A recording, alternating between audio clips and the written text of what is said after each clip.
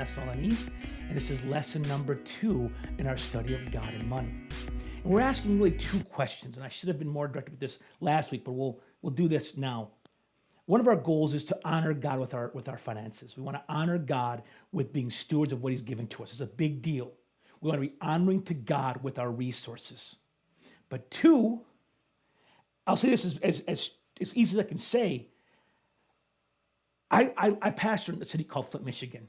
And a lot of our people that we are in our church here, we are lower class or lower middle class. And a lot of us struggle financially. A lot of us are barely keeping our heads above water.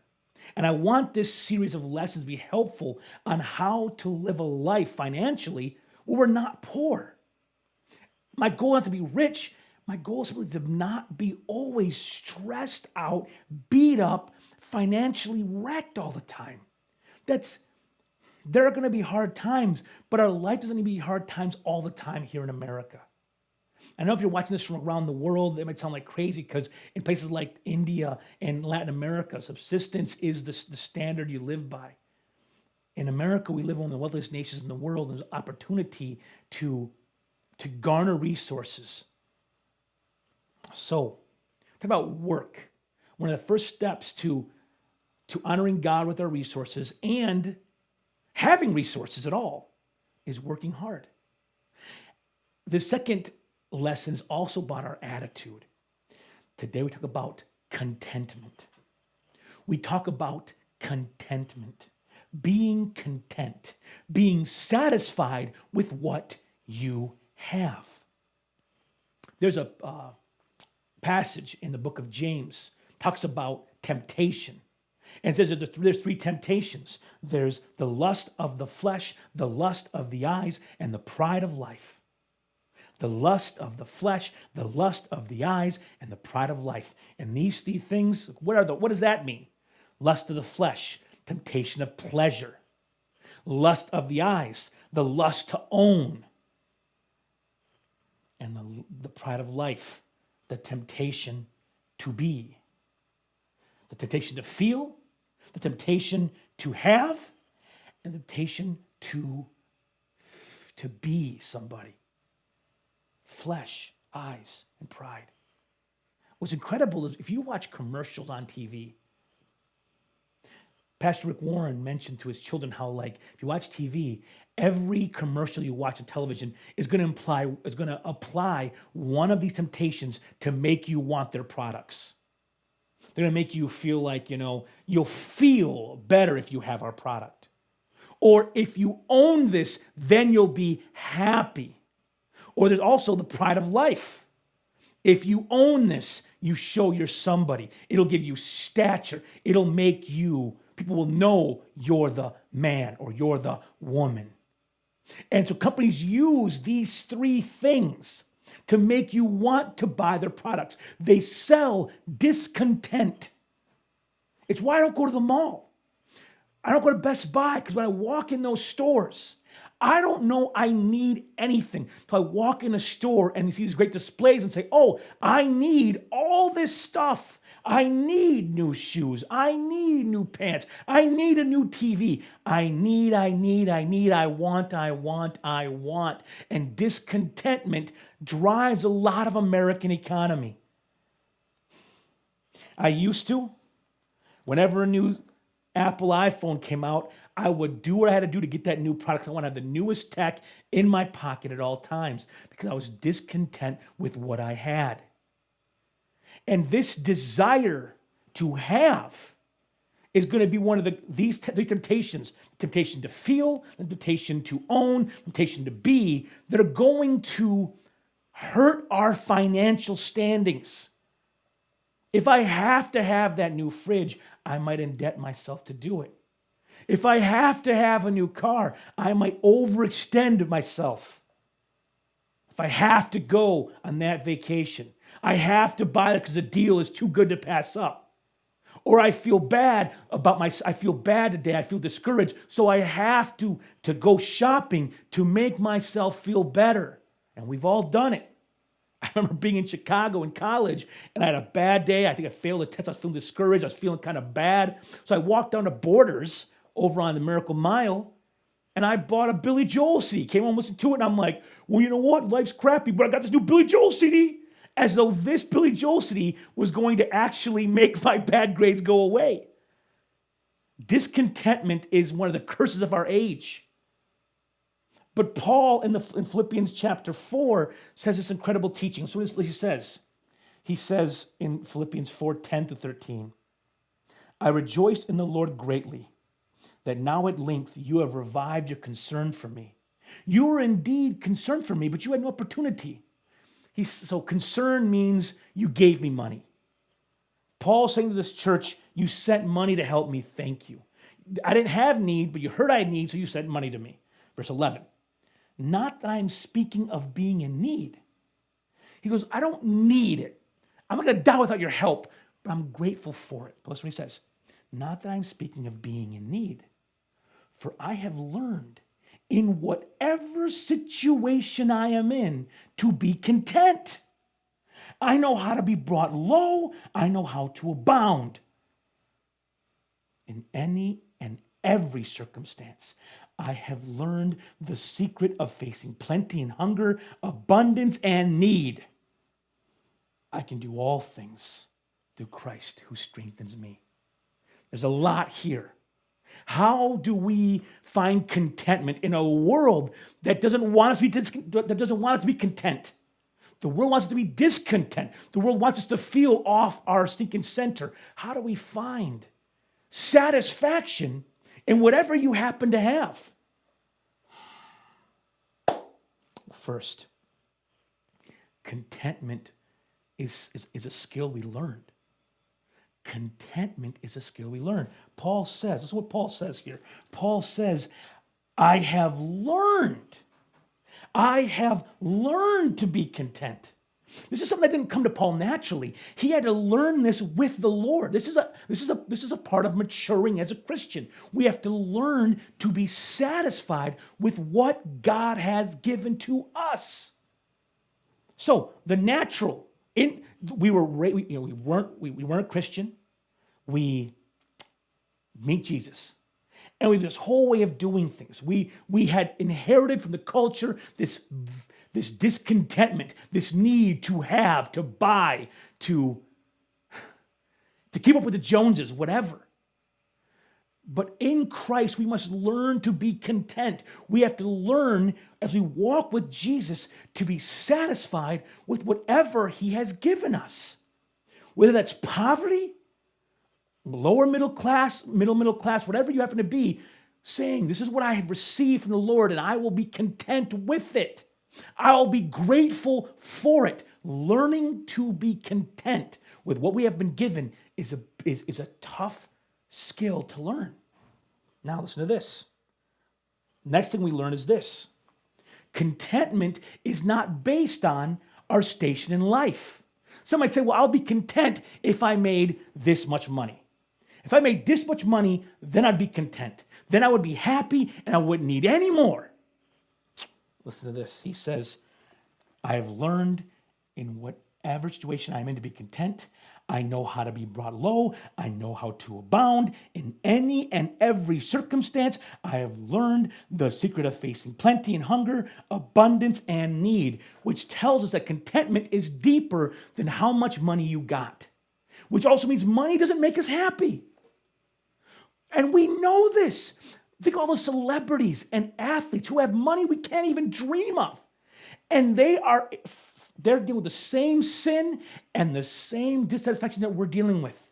They can't find love. They get divorced. They get caught stealing. They do drugs and overdose. There's still the emptiness in them that are found on our side of the railroad tracks. The money doesn't make the emptiness go away. Paul, as an apostle, he knew how to have plenty and little.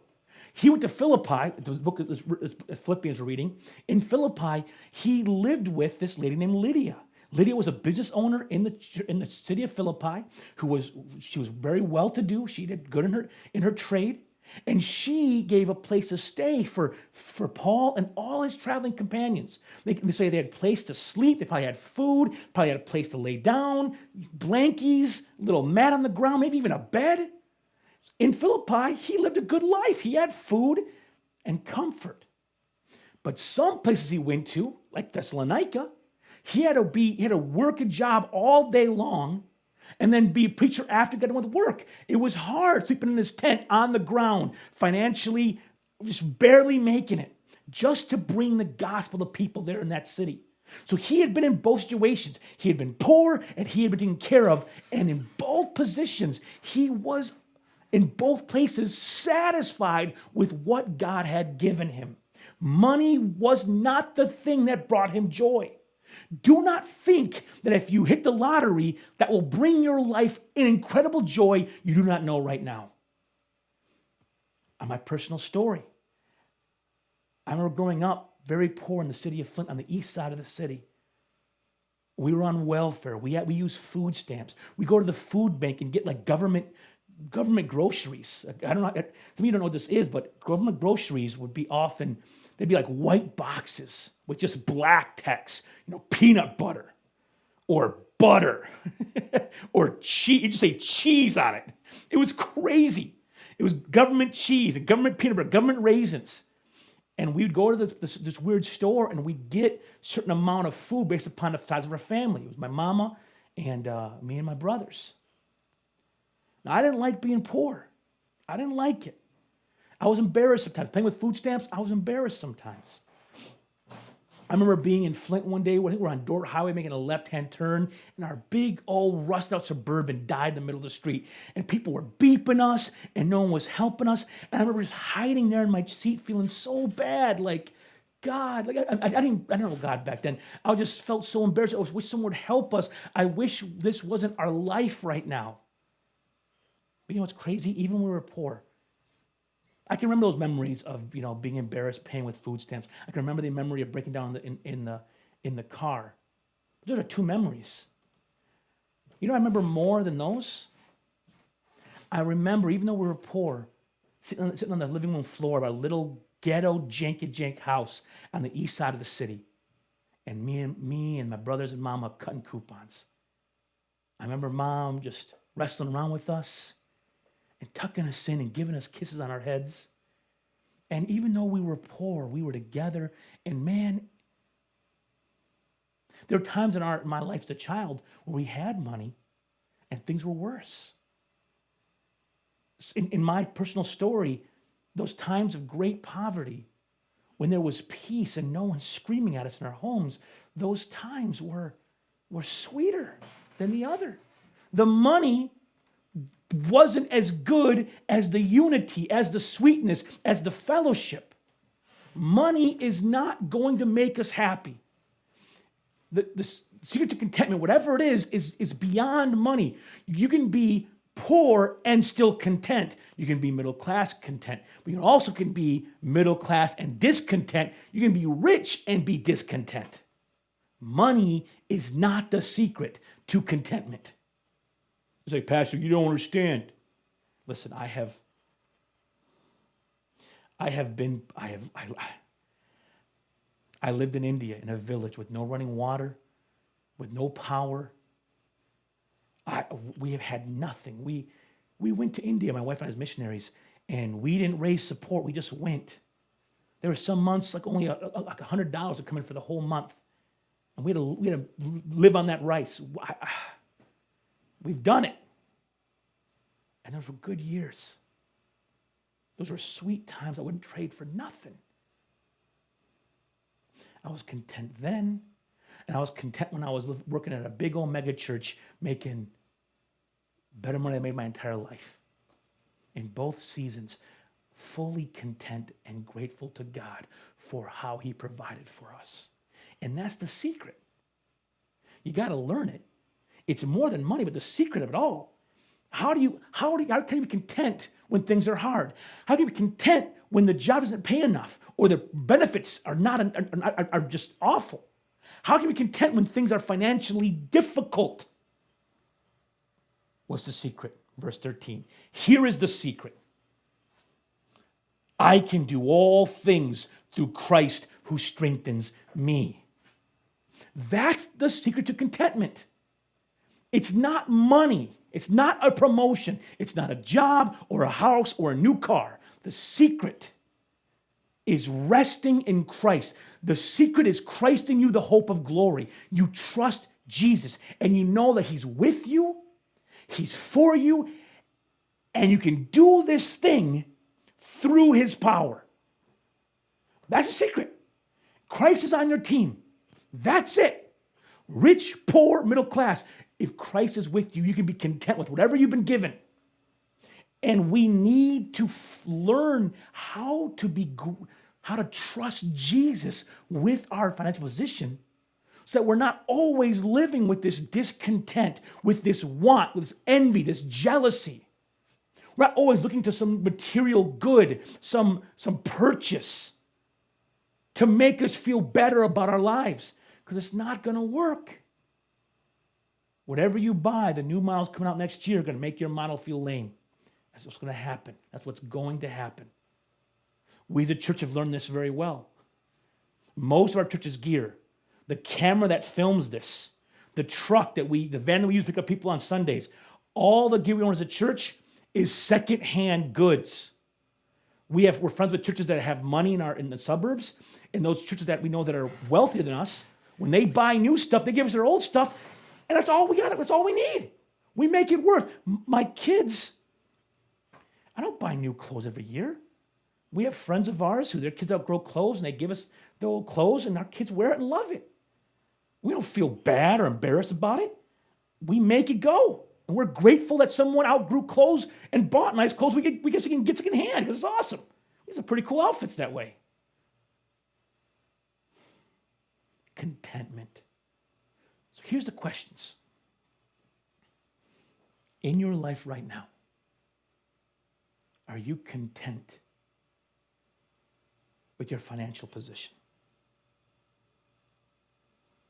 Are you content in your home or where you live? Are you content in your job? These are tough questions. Maybe you're not. Maybe you live in a bad area. You're like, man, it's hard where I live because there's violence all around me. There's drugs where I live. Maybe you need to start praying for, Lord, this is where I am.